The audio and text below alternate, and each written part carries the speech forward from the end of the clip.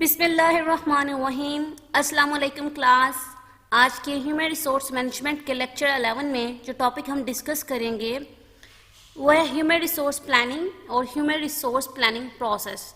हम ये दो टॉपिक डिस्कस करेंगे। बेसिकली एक ही टॉपिक है, दूसरी उसकी एक्सटेंशन है। तो अपना लेक्चर स्टार्ट करते हैं। ह्यूमन रिसोर्स प्लानिंग को स्टार्ट करने या डिस्कस करने से पहले हमें ये अंडरस्टैंड करना ज़रूरी है कि प्लानिंग होता क्या है। स्टूडेंट्स, अगर आपको याद हो तो स्टार्टिंग के लेक्चर में हमने मैनेजमेंट के फंक्शन डिस्कस किए थे। हमने 4 फंक्शंस की बात की थी, जिसमें सबसे पहले प्लानिंग था, सेकेंड वन ऑर्गेनाइजिंग था, then leading and then controlling. पहले प्लानिंग बेसिकली वही फंक्शंस उसी की बात कर रहे हैं हम। इफ़ यू रिमेंबर, प्लानिंग में हमने डिस्कस किया था कि हमने जो भी काम परफॉर्म करना है या हमारे जो भी गोल्स या ऑब्जेक्टिव्स हैं उनको हम डिस्कस करते हैं या सेट कर लेते हैं, और उन गोल्स या ऑब्जेक्टिव को कैसे अचीव करना है, क्या एक्शन परफॉर्म करना है, उनको डिसाइड हम प्लानिंग में करते हैं। प्लानिंग फंक्शन में हम ये काम परफॉर्म कर रहे होते हैं। सो प्लानिंग क्या है? प्लान बेसिकली मेथड्स होते हैं आपके डिजायर्ड रिजल्ट या ऑब्जेक्टिव्स को अचीव करने के लिए। Plans are the method for achieving a desired results. हमारे गोल्स या ऑब्जेक्टिव्स क्या हैं? बेसिकली ये वही रिजल्ट्स हैं ना जो हम अचीव करना चाह रहे हैं। अगर गोल की बात करें या ऑब्जेक्टिव की बात करें तो हम कहते हैं कि ये जो भी चीज़ हम अचीव करना चाह रहे हैं, जो भी हमारी ख्वाहिश है या डिज़ायर रिजल्ट है, वो हमारे गोल्स या ऑब्जेक्टिव हैं। और प्लानिंग बेसिकली क्या है? प्लानिंग वो प्रोसेस होता है जिसमें हम अपने गोल्स या ऑब्जेक्टिव को एस्टेब्लिश करते हैं, सेट करते हैं, और वो एक्शन डिसाइड करते हैं जो इन गोल्स या ऑब्जेक्टिव्स को अचीव करने के लिए हम परफॉर्म कर रहे होते हैं। ये सारा काम हम प्लानिंग में कर रहे होते हैं। Planning is the process of establishing objectives and course of action prior to taking action. ये सब प्लानिंग को हम अपने अर्लियर लेक्चर में डिस्कस कर चुके हैं, तो आपको इसको अंडरस्टैंड करने में मसला नहीं होगा। ऑब्वियसली प्लानिंग क्या है कि अपने गोल्स या ऑब्जेक्टिव को सेट करना, उन गोल्स या ऑब्जेक्टिव्स को अचीव करने के लिए जो भी कोर्स ऑफ एक्शन परफॉर्म करने हैं उनको भी डिसाइड करना, वो सारा हम प्लानिंग में कर रहे होते हैं। Next one is planning concern किस चीज़ से होती है, प्लानिंग की ज़रूरत क्यों पड़ती है, या प्लानिंग किस चीज़ से रिलेटेड होती है। प्लानिंग बेसिकली हमें sense of purpose and direction provide कर रही होती है। अभी हमने बात की कि प्लानिंग में या प्लान्स में हम अपने गोल्स या ऑब्जेक्टिव को डिसाइड करते हैं और उनको अचीव करने के लिए एक्शन भी डिसाइड करते हैं। अगर हम प्लान नहीं करते, हम अपने ऑब्जेक्टिव सेट नहीं करते हैं, गोल सेट नहीं करते और हम एफर्ट किए जा रहे होते हैं, तो हमारी जो एफर्ट होती है वो वेस्ट होती है, क्योंकि हमें पता नहीं होता हम किस डायरेक्शन में मूव कर रहे हैं, हम एक्चुअल में अचीव क्या करना चाह रहे होते हैं। तो जब हम प्लान्स करते हैं, इट मीन्स हम अपने गोल सेट कर रहे होते हैं, ऑब्जेक्टिव बना रहे होते हैं। तो जो फिर हमारी एफर्ट पुट इन कर रहे होते हैं, जो काम परफॉर्म कर रहे होते हैं, वो एक किसी डायरेक्शन में मूव कर रहा होता है, हमारे गोल्स या ऑब्जेक्टिव को अचीव करने में हेल्प आउट कर रहा होता है, और हमारी जो एफर्ट होती है वो मीनिंगफुल होती है। प्लानिंग क्या करती है? हमें फ्रेमवर्क प्रोवाइड करती है कि अगर पार्टिकुलर सिचुएशन अकर हो जाती है, अगर कोई भी काम हो जाता है, कोई डिफ़िकल्टी या प्रॉब्लम अराइज हो जाती है, तो उस पार्टिकुलर सिचुएशन में हम डिसीजन कैसे लेंगे। अब्रप्ट फ़ौरन डिसीजन लेंगे या अब्रप्ट डिसीजन लेंगे तो हमें नुकसान भी पहुंचा सकते हैं। हो सकता है कि हम जल्दी में या अंडर प्रेशर डिसीजन लें तो हमें हमारे लिए प्रॉब्लम भी क्रिएट कर सकते हैं। इसलिए प्लानिंग हमें फ्रेमवर्क प्रोवाइड करती है कि किसी भी पार्टिकुलर सिचुएशन में डिसीजन मेकिंग कैसे करनी है, इन एडवांस हम डिसाइड कर लेते हैं। The third thing is that कि प्लानिंग जो होती है आपको फैसिलिटी प्रोवाइड करती है, फैसिलिटेट कर रही होती है आपके दूसरे मैनेजमेंट के फंक्शन में, ऑर्गेनाइजिंग में, लीडिंग में और कंट्रोलिंग फंक्शन जो मैनेजमेंट के, उनमें भी हेल्प आउट कर रही होती है। हम ऑर्गेनाइजिंग, लीडिंग एंड कंट्रोलिंग जो फंक्शन होता है बेसिकली अपने प्लानिंग फंक्शन को देख के ही परफॉर्म कर रहे होते हैं। हम प्लान्स में डिसाइड करते हैं ना प्लानिंग फंक्शन में कि हमारे ऑब्जेक्टिव्स क्या होंगे, उनको कैसे अचीव किया जाएगा। ऑर्गेनाइजिंग में उन ऑब्जेक्टिव्स को अचीव करने के लिए रिसोर्सेज इकट्ठे करते हैं। लीडिंग में मोटिवेट कर रहे होते हैं। कंट्रोलिंग में अपने रिजल्ट को देखते हैं और रिजल्ट को जो हमारे आए होते हैं उनको अपने डिज़ायर रिजल्ट से कंपेयर करते हैं।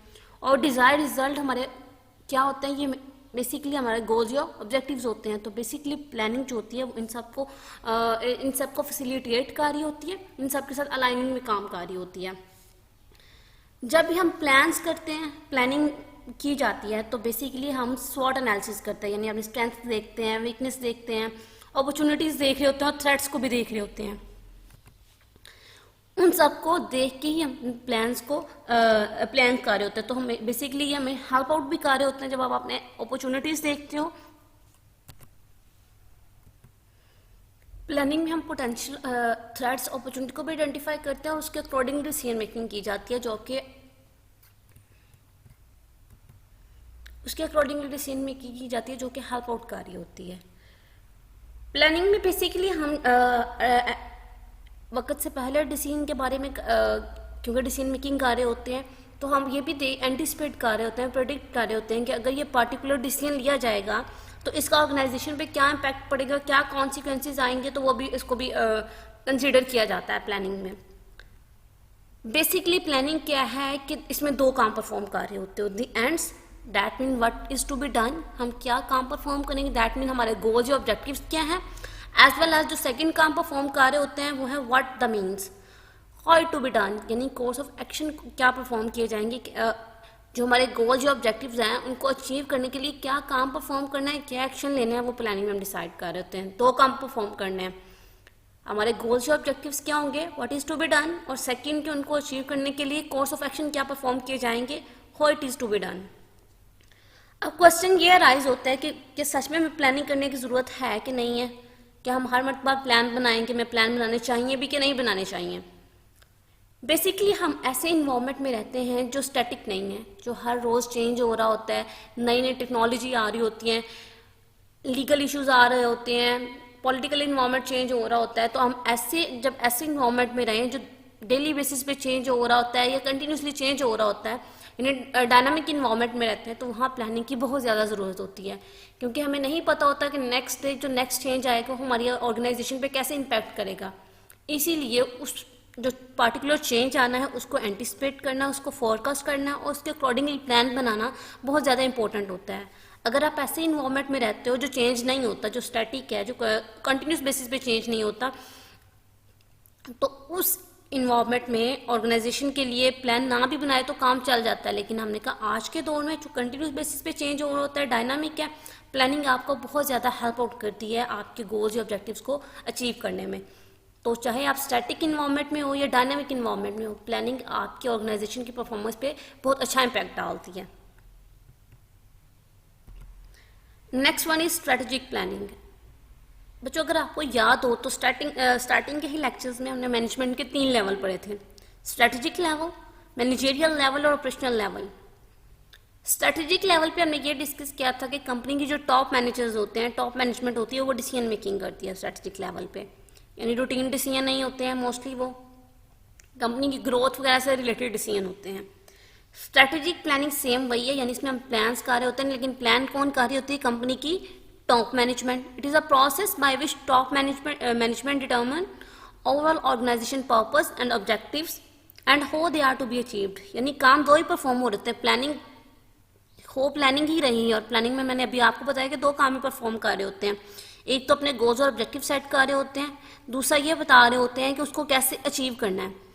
लेकिन स्ट्रेटेजिक प्लानिंग में ये काम कौन कर रही होती है, ये काम टॉप मैनेजमेंट कर रही होती है। टॉप मैनेजमेंट डिसाइड कर रही होती है कि ओवरऑल ऑर्गेनाइजेशन का पर्पस या ऑब्जेक्टिव्स क्या है और उस पर्पस या ऑब्जेक्टिव्स को कैसे अचीव करना है। अब नेक्स्ट हमारा है human resource planning. Human resource planning हमने कहा HRM किस चीज़ से डील करती है, लोगों से डील करते हैं, एम्प्लॉय से डील करती है, स्टाफिंग से डील करती है। स्टार्टिंग लेक्चर में हम ये सारा डिस्कस कर चुके हुए हैं। ह्यूमन रिसोर्स प्लानिंग में क्या करते हैं, हमने कहा इसमें सिस्टमेटिक प्रोसेस होता है जिसमें हम रिव्यू करते हैं human resource requirement to ensure that the required number of employees with the required skills available when they are needed. Basically human resource planning में हम अपने जो एम्प्लॉयज होते हैं, जो लोग होते हैं, जो ऑर्गेनाइजेशन में काम कर रहे होते हैं, उनसे रिलेटेड प्लानिंग करनी है। क्या प्लानिंग करनी है कि जितने भी नंबर ऑफ एम्प्लॉयज या जितने भी लोग हमें रिक्वायर्ड हैं पार्टिकुलर टास्क को परफॉर्म करने के लिए, ये इंश्योर करना कि वो हमें अवेलेबल हो। जो स्किल्स उनमें रिक्वायर्ड हैं, यानी अगर हमें अकाउंटेंट चाहिए या CA चाहिए तो वो वही हो, या IT के लोग चाहिए तो IT के लोगों वाली स्किल्स ही उनमें होनी चाहिए। जब हमें उनकी ज़रूरत हो वो हमें अवेलेबल भी होने चाहिए। HR प्लानिंग में बेसिकली हम ये चीज़ें डिस्कस कर रहे होते हैं। रिक्वायर्ड नंबर ऑफ एम्प्लॉयज़, जितनी भी 20 लोग चाहिए, 30 लोग चाहिए, जितने भी लोग रिक्वायर्ड हैं। रिक्वायर्ड स्किल होनी चाहिए उनमें, यानी IT के लोग हों, फाइनेंस के लोग हों, उनमें जो भी एबिलिटीज होनी चाहिए और वो अवेलेबल भी होनी चाहिए। HR प्लानिंग में 3 चीज़ें हम डिस्कस कर रहे होते हैं। HR प्लानिंग हमेशा स्ट्रेटेजिक प्लानिंग के बाद की जाती है। सबसे पहले कंपनी के ओवरऑल गोल्स या ऑब्जेक्टिव सेट किए जाएंगे, फिर ये डिसाइड किया जाएगा ना कि उनको कैसे अचीव करना है। उसके अकॉर्डिंगली ही हमें पता चलेगा हमें कितने एम्प्लॉयज़ रिक्वायर्ड है, कितने लोग रिक्वायर्ड है जो उस गोल्स या ऑब्जेक्टिव को अचीव करने के लिए, उनमें क्या स्किल होनी चाहिए और कब हमें ज़रूरत है। इसका मतलब है सबसे पहले ऑर्गेनाइजेशन के स्ट्रेटेजिक प्लान इस्टेब्लिश किए जाएंगे, उसके बाद हम एचआर प्लानिंग को परफॉर्म कर रहे होंगे। बेसिकली हमें रिसोर्स प्लानिंग में दो कंपोनेंट्स होते हैं, दो चीज़ों को हम डील कर रहे होते हैं इसमें। एक तो रिक्वायरमेंट को डील कर रहे होते हैं, second one is that availability को डील कर रहे होते हैं। एचआर प्लानिंग में एम्प्लॉय से रिलेटेड दो चीज़ों को डील करना है, उनकी रिक्वायरमेंट, दूसरी अवेलेबिलिटी को डील करना है। बेसिकली प्लानिंग में अभी हमने डिस्कस किया ना, एचआर प्लानिंग में दो कंपोनेंट होते हैं जो दो चीज़ों को देख रहे होते हैं, एक रिक्वायरमेंट और दूसरी अवेलेबिलिटी। रिक्वायरमेंट मीन्स एम्प्लॉयज़ की रिक्वायरमेंट क्या और अवेलेबिलिटी एम्प्लॉयज़ की अवेलेबिलिटी को देख रहे होते हैं। प्लानिंग में हम फोरकास्ट कर रहे होते हैं, प्लान्स हमेशा फ्यूचर के एक्शंस के लिए बनाए जा रहे होते हैं। प्लान्स बनाने का क्या मतलब, प्लान्स में हम इन एडवांस एक्शन या ऑब्जेक्टिव डिसाइड कर रहे होते हैं, वो काम या एक्शन आज परफॉर्म नहीं होना, इन फ्यूचर परफॉर्म होना है। तो एम्प्लॉयज़ जो हमें रिक्वायर्ड है एचआर प्लानिंग में, एचआर के लिए, एचआर एम्प्लॉय यानी एचआर में हमने जो एम्प्लॉयज़ हायर करने हैं उनकी भी फ्यूचर में हमें ज़रूरत है। इसका मतलब इनकी फोरकास्टिंग करनी है हमने। एचआर प्लानिंग में बेसिकली हम ह्यूमन रिसोर्सेज या एम्प्लॉयज़ के फोरकास्ट कर रहे होते हैं। फोरकास्टिंग दो तरीकों से करनी है, एक तो उनकी रिक्वायरमेंट के रिलेटेड, अभी बात की ना हमने एचआर प्लानिंग में दो कंपोनेंट है, एक रिक्वायरमेंट और दूसरी अवेलेबिलिटी। तो फोरकास्टिंग भी तो दोनों के रेफरेंस से सेपरेट होगी। रिक्वायरमेंट के रेफरेंस से भी एचआर की फोरकास्टिंग होगी और अवेलेबिलिटी के रेफरेंस की फोरकास्टिंग होगी। जब हम एचआर रिसोर्स रिक्वायरमेंट के रेफरेंस से फोरकास्टिंग की बात करते हैं तो इसका मतलब है कि इसमें हम ये डिसाइड करते हैं कि हमें कितने नंबर ऑफ एम्प्लॉयज़ रिक्वायर्ड हैं, उनकी टाइप क्या होगी और स्किल्स क्या रिक्वायर्ड होंगी और उनकी लोकेशन क्या होगी। यानी रिक्वायरमेंट में हम अपने नंबर ऑफ एम्प्लॉय डिसाइड करेंगे, हमने 10 लोग हायर करने हैं, 20 लोग हायर करने हैं कि 30 लोग हायर करने हैं, किस किस्म के लोग हायर करने हैं। हमें सीए हायर करने हैं, आईटी से रिलेटेड लोग हायर करने हैं, फाइनेंस डिपार्टमेंट के लोग हायर करने हैं, हमें उनकी ये भी डिसाइड करना है किस किस्म के लोग एम्प्लॉय हायर करने हैं और उनकी स्किल्स क्या होनी चाहिए, टेक्निकल स्किल उनमें होनी चाहिए या मैनेजरियल स्किल्स रिक्वायर्ड है उनमें, ये भी हमने ऐसा रिक्वायरमेंट में ही फोरकास्ट करना है। दूसरी चीज़ जो हमने एम्प्लॉय से रिलेटेड फोरकास्ट करनी है वो है उनकी अवेलेबिलिटी। हमने ये तो डिसाइड कर दिया हमें कितने नंबर ऑफ एम्प्लॉय चाहिए, उनकी स्किल्स क्या रिक्वायर्ड होंगी।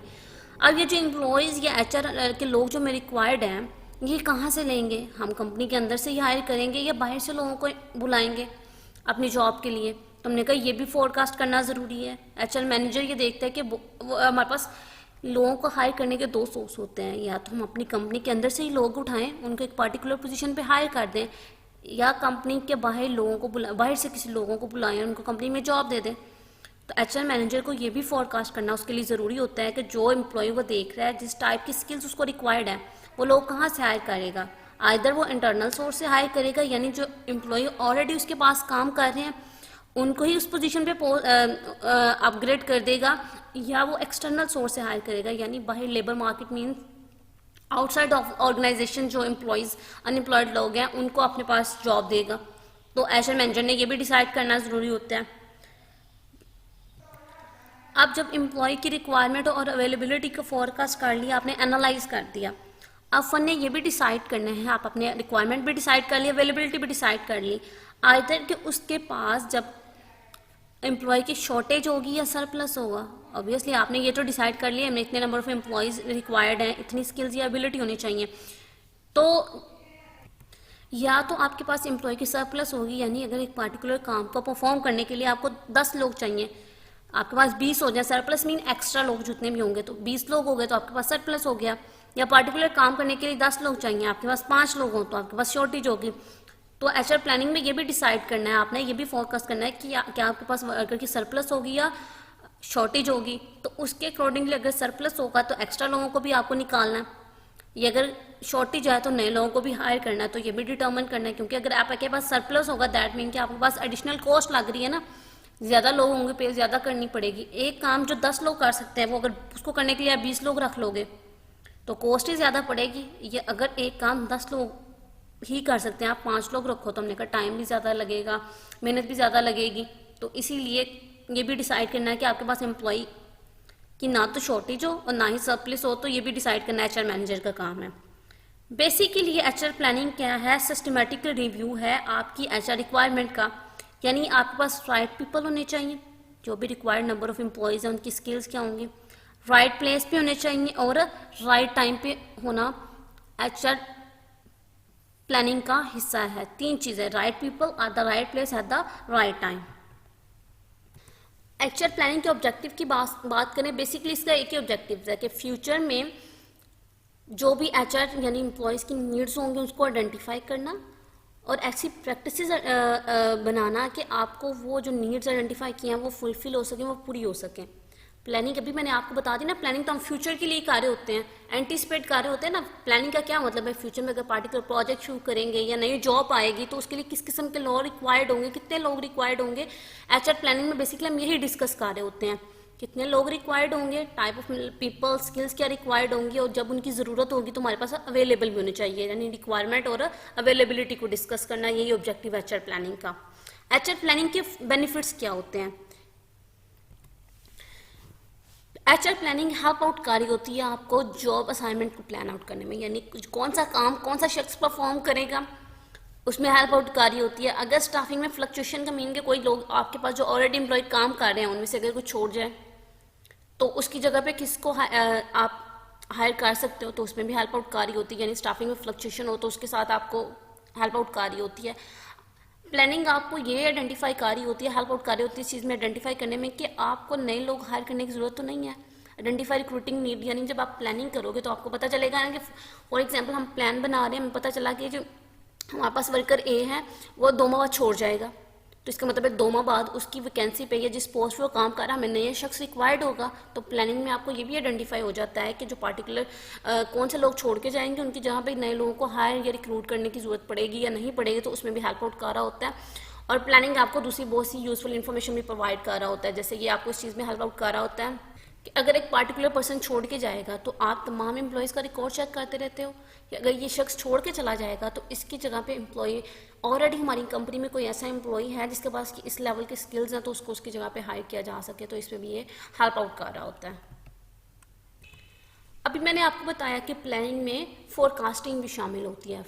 फोरकास्टिंग मीन हम फ्यूचर की नीड को देख के फ्यूचर को आइडेंटिफाई कर रहे होते हैं, प्रेडिक्ट कर रहे होते हैं कि फ्यूचर में हमें इन लोगों की इतने लोगों की ज़रूरत पड़ेगी, उनमें ये स्किल्स होनी चाहिए। तो प्लानिंग में बेसिकली क्या शामिल होता है, प्लानिंग में फोरकास्टिंग भी शामिल होती है। यानी एक तो प्लानिंग में शामिल है ना अपने गोल ऑब्जेक्टिव को सेट करना, उनको अचीव करने के लिए क्या एक्शन परफॉर्म किए जाएंगे। दूसरा बात फोरकास्टिंग करना। फोरकास्टिंग बेसिकली 2 एरिया में की जाती है। एक तो यह है कि आपने अपनी वर्कफोर्स यानी जो भी एम्प्लॉय रिक्वायर्ड है ऑर्गेनाइजेशन के लिए उनकी डिमांड को फोरकास्ट करना, यानी कितने लोग रिक्वायर्ड होंगे। फिर सेकंड चीज़ क्या फोरकास्ट करना, उनकी सप्लाई को, यानी वो लोग हम कहाँ से लेंगे, उन विद इन द ऑर्गेनाइजेशन वो लोग होंगे, कंपनी के अंदर से ही लोगों को उठाएंगे या बाहर से लेंगे, उनको फोरकास्ट करना ज़रूरी होती है। 2 चीज़ों को फोरकास्ट करते हैं प्लानिंग में, एक तो डिमांड ऑफ वर्कफोर्स को फोरकास्ट किया जाता है, दूसरा उनकी सप्लाई को फोरकास्ट किया जाता है। फोरकास्टिंग में 2 एक्टिविटीज़ परफॉर्म हो रही होती हैं। अभी तो ये तो 2 एरिया थे जहाँ पे हमने का फोरकास्टिंग डिस्कस करते हैं, डिमांड और सप्लाई में। अब जब फोरकास्टिंग करते हैं 2 चीज़ों को देख रहे होते हैं। पहली बात कि आप अपनी जो करंट एचआर प्रोग्राम है, यानी जो एम्प्लॉयज़ हैं आपके एचआर जो भी एक्टिविटीज़ चल रही होती है उनको मॉनिटर करते हो, जो आपका स्टाफ लेवल है सबको देख रहे होते हो। करंट जो भी एम्प्लॉयज़ हैं, जो भी सिचुएशन एचआर में चल रही है, एक तो उसको मॉनिटर करना, सेकंड उस चीज़ को देखते हुए अपने फ्यूचर को इन्वेस्टिगेट करना, उसकी जो एचआर नीड है उनको कंसिडर करना। करंटली तो आपके पास हमने का हो सकता है कि जो भी पार्टिकुलर काम करने के लिए आपके पास एम्प्लॉयज़ अवेलेबल हो, लेकिन हो सकता है कि फ्यूचर में कुछ लोग हमारे पास चले जाएं, छोड़ जाएं या नया प्रोजेक्ट स्टार्ट करें, तो उसके लिए हमें नए लोगों या एम्प्लॉयज़ की ज़रूरत हायर करने की ज़रूरत पड़े। तो फ्यूचर को भी इन्वेस्टिगेट करना फोरकास्टिंग का काम है। करंट को भी देखना कि करंटली तमाम एम्प्लॉयज़ जो पार्टिकुलर काम को किसी भी काम को परफॉर्म करने के लिए अवेलेबल हों, और फ्यूचर में भी अगर किसी स्किल्स फुल पर्सन की रिक्वायरमेंट है तो वो हमारे पास अवेलेबल हो, उसको आज इन्वेस्टिगेट करना और उसके लिए काम करना कि रिक्रूटमेंट करना, ताकि फ्यूचर में वो शख्स हमें अवेलेबल हो जब उसकी ज़रूरत हो। अभी हमने डिस्कस किया कि प्लानिंग में 2 कंपोनेंट होते हैं, दो चीज़ों को फोरकास्ट किया जाता है, एक रिक्वायरमेंट को, दूसरी अवेलेबिलिटी को। सबसे पहले हमने जो चीज़ फोरकास्ट करेंगे वो है human resource requirement. A requirement forecast is an estimate of number and kind of employees the organization will need at future date in order to realize its goal. Basically requirement में भी हमने discuss किया ना, तो आप ये decide करते हो कितने नंबर ऑफ एम्प्लॉयज़ रिक्वायर्ड है और उनकी काइंड या टाइप क्या होगी, यानी स्किल्स उनमें क्या रिक्वायर्ड होंगी, फ्यूचर की डेट में किस रिक्वायर्ड होंगी आपको। ऑर्गेनाइजेशन को अपने गोल्स या ऑब्जेक्टिव को अचीव करने के लिए किस किस्म के एम्प्लॉयज़ रिक्वायर्ड होंगे, कितने एम्प्लॉय रिक्वायर्ड होंगे फ्यूचर में। फोरकास्टिंग ऑब्वियसली फ्यूचर के लिए की जा रही होती है। इस चीज़ को फोरकास्ट करने के लिए कि फ्यूचर में कितने एम्प्लॉयज़ हमें रिक्वायर्ड होंगे, उनकी स्किल्स क्या होनी चाहिए, उनकी टाइप क्या होनी चाहिए, ऑर्गेनाइजेशन डिफरेंट टेक्निक यूज़ करती हैं अपनी एचआर की रिक्वायरमेंट को फोरकास्ट करने के लिए। डिफरेंट टेक्निक्स हैं। सबसे पहले उनमें है ज़ीरो बेस फोरकास्टिंग।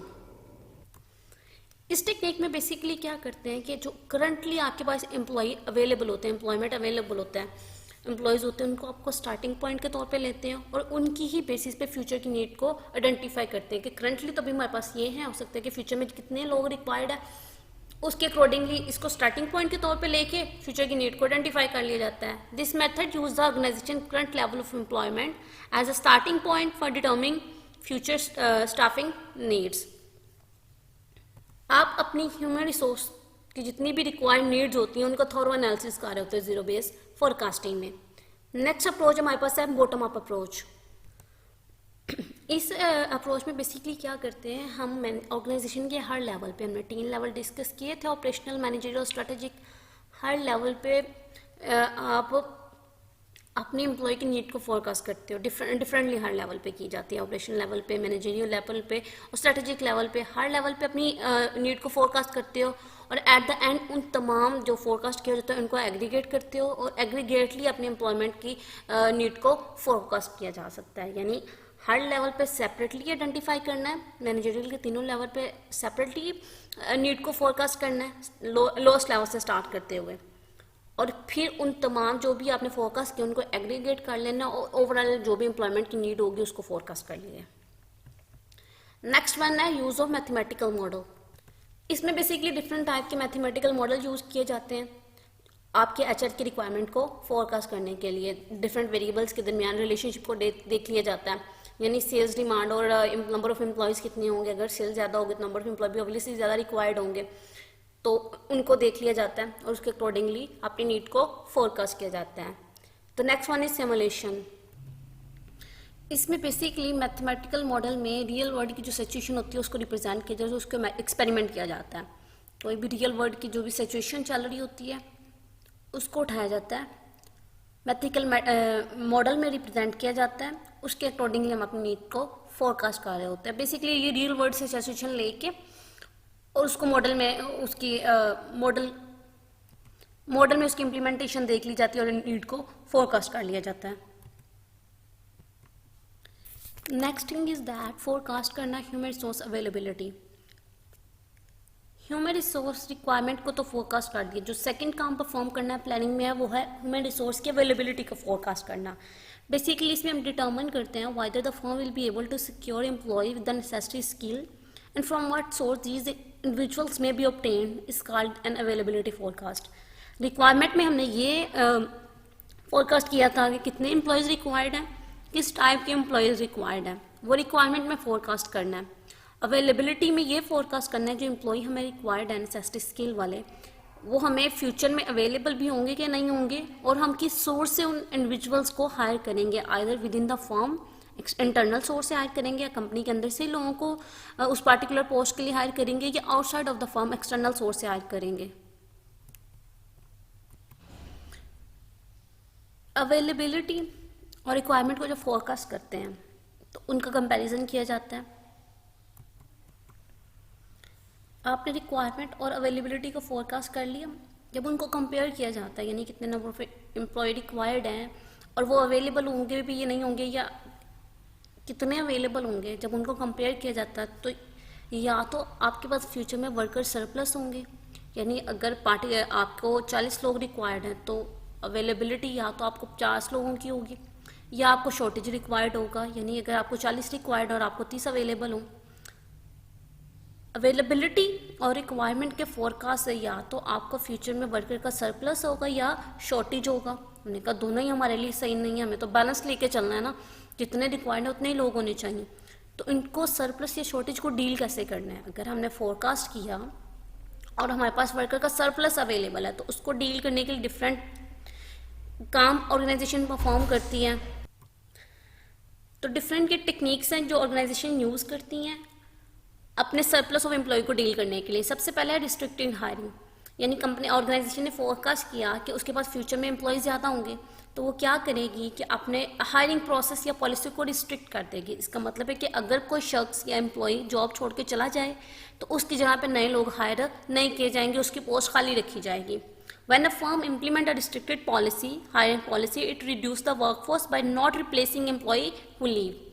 सेकेंड चीज़ जो यूज़ करते हैं वो है reduce work hour. That mean कि अगर आपकी डिमांड कम हो रही है मार्केट में, आपकी प्रोडक्ट सेल नहीं हो रही हैं, तो ऑर्गेनाइजेशन ये कंपनी ये पॉलिसी अडॉप्ट कर सकती है कि अगर एम्प्लॉय पहले 40 घंटा एक वीक में काम कर रहे हैं तो उनके काम करने की लिमिट को कम कर दिया जाए, यानी अब वो सिर्फ 30 घंटे काम करेंगे, अपने वर्किंग आवर को काम करना। Third one is that early retirement.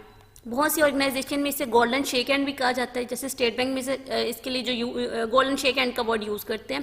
That mean कि जो आपके पास एम्प्लॉय पहले से काम कर रहे हैं आपको उनको अर्ली रिटायरमेंट दे दो, उनको अर्ली उन्हें कुछ बेनिफिट्स एक्स्ट्रा प्रोवाइड करते हैं कि वो जॉब को अर्ली खुद ही रिटायर हो जाएं, जॉब छोड़ के चले जाएं।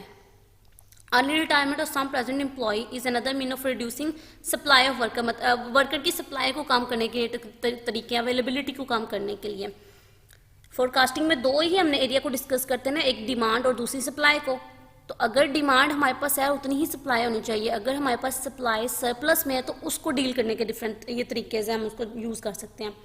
The last one is that lay off. इसमें एक्चुअली कंपनी के पास कोई चॉइस नहीं रहती है, यानी आपके पास सप्लाई इतनी ज़्यादा हो जाती है कि आप अगर हायरिंग भी रिस्ट्रिक्ट कर दो, वर्किंग और भी काम कर दो, अर्ली रिटायरमेंट भी दे दो, फिर भी आपके पास एम्प्लॉय ज़्यादा हों तो एक्चुअल में आप उनको अपनी कंपनी से जॉब से निकाल देते हो। At the time the firm have no choice but to actually lay off the part of its workforce. उनको अपनी जॉब से निकाल देना ही कंपनी के पास लास्ट चॉइस बचती है, यानी अपनी जो सरप्लस एम्प्लॉयज़ हैं, जो अगर आपके पास सप्लाई वर्कर की ज़्यादा हो जाती है, उसको डील करने के डिफरेंट वेज हैं।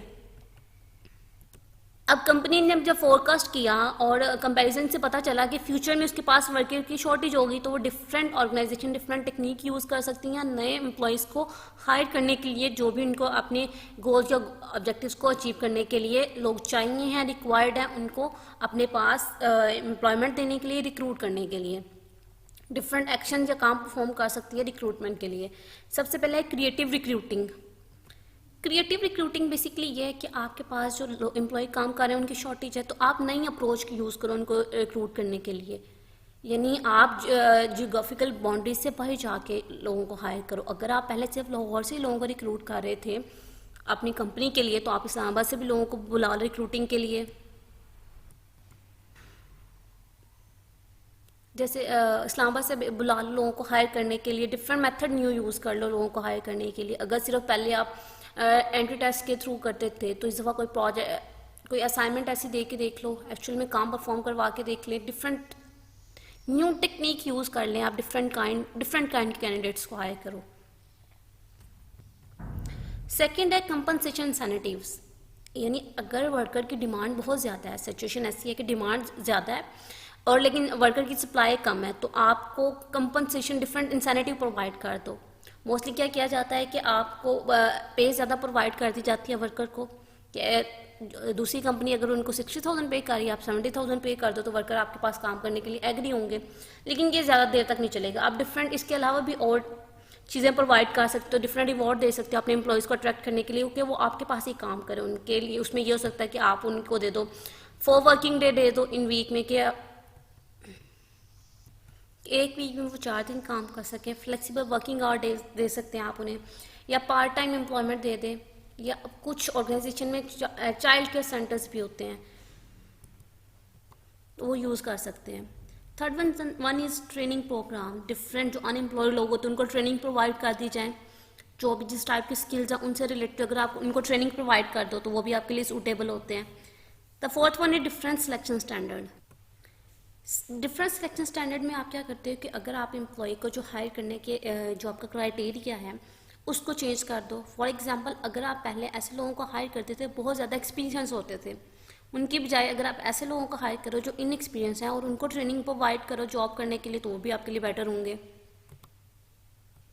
यानी अपने सिलेक्शन स्टैंडर्ड को लोअर करना या उसको टोटली चेंज करना ताकि आपके पास एक्स्ट्रा लोग काम करने के लिए अवेलेबल हों। एचआर प्लानिंग में जो एक और चीज़ डिस्कस की जाती है वो है सक्सेशन प्लानिंग। इस पर हम क्या करते हैं कि अगर कोई भी की मैनेजर या की पोजीशन का शख्स जॉब छोड़ के चला जाता है, वो पोजीशन वेकेंट हो जाती है, तो उसकी जगह पे जो शख्स को किस शख्स को नेक्स्ट शख्स को हायर करना है उसकी भी प्लानिंग की जाती है। The process of ensuring that a qualified person is available Process of ensuring that a qualified person is available to assume a managerial position once the position is vacant. Succession development में हम क्या करते हैं कि कोई भी जो की पोजीशन होती है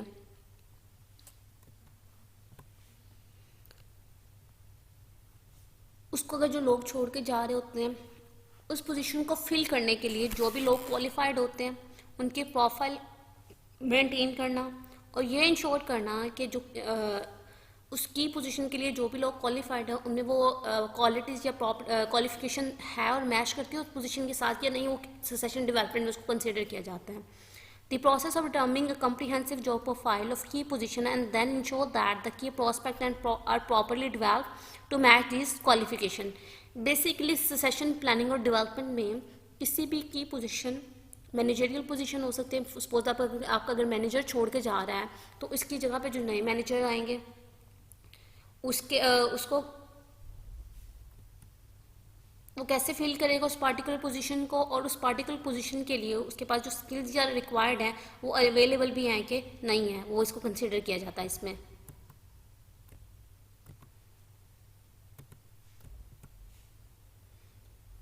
गोल्स ऑफ एचआर प्लानिंग की बात करें, बेसिकली इसका गोल ये है कि फ्यूचर में आपके पास वर्कफोर्स अवेलेबल हो जितनी भी ऑर्गेनाइजेशन की नीड्स या नीड को ऑर्गेनाइजेशन की नीड्स को फुलफिल करने के लिए जो भी रिक्वायर्ड वर्कफोर्स है वो अवेलेबल होनी चाहिए।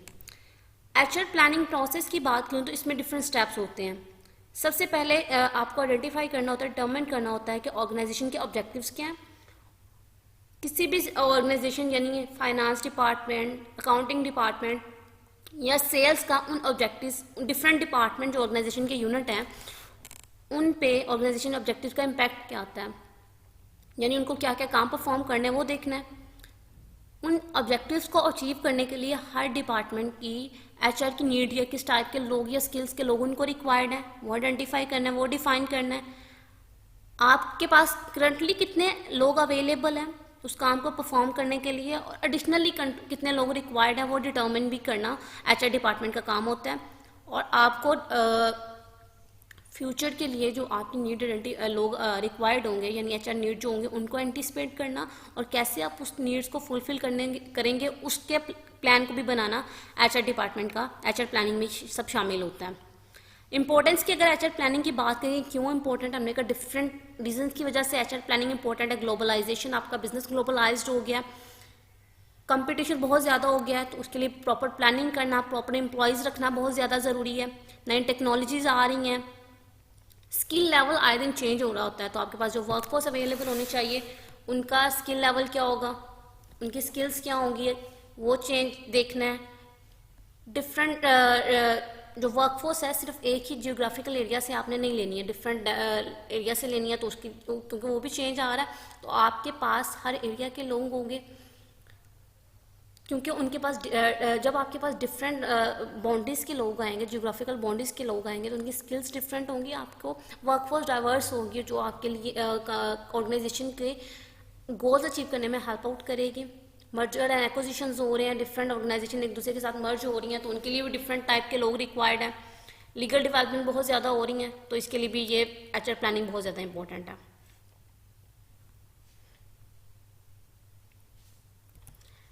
एचआर प्लानिंग के लिए क्या रिक्वायरमेंट ज़रूरी है कि नहीं, आपको इफेक्टिव एचआर प्लान बनाना है तो उसके लिए क्या क्या चीज़ें रिक्वायर्ड है। सबसे पहले जो आपके एचआर जो डिपार्टमेंट के लोग हैं वो एचआर प्लानिंग के प्रोसेस को प्रॉपर्ली अंडरस्टैंड करते हो। आपकी टॉप मैनेजमेंट सपोर्टिव होनी चाहिए। जब तक वो आपको सपोर्ट नहीं करेगी आपका प्लान हेल्पफुल नहीं होगा, आपका ऑर्गेनाइजेशन के के साथ अलाइन नहीं कर होगा गोल्स के साथ। एचआर डिपार्टमेंट और लाइन मैनेजमेंट के एचआर डिपार्टमेंट और लाइन मैनेजमेंट के साथ जो ऑपरेशनल मैनेजर के आपस में कम्युनिकेशन अच्छी होनी चाहिए। और एचआर प्लान ऑर्गेनाइजेशन की जो स्ट्रेटेजिक प्लान है उनके साथ अलाइन करता होना चाहिए। एचआर प्लानिंग बेसिकली जब आप प्रॉपरली प्लान कर लेते हो अपनी एचआर, तो आपको जो एम्प्लॉयज़ होते हैं उनमें जो स्किल्स या कैपेबिलिटीज़ होती हैं वो दूसरी ऑर्गेनाइजेशन या के लोगों से बेहतर होती हैं, जो अल्टीमेटली आपको कंपेटिटिव एडवांटेज या एज प्रोवाइड कर रही होती है अपने कंपेटिटर पे। स्टूडेंट, ये था आज का लेक्चर। होप्स हो कि आपको समझ आई होगी। अगर कोई भी क्वेश्चन हो तो आप ग्रुप में पूछ सकते हैं। Thank you so